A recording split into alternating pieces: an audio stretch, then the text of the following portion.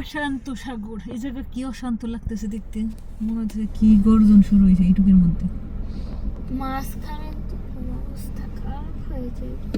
ওদিকে তো ঠান্ডা লাগতেছে, ঠান্ডা নিরিবিলি, কিন্তু এইটুকের মধ্যে দেখ কি অবস্থা।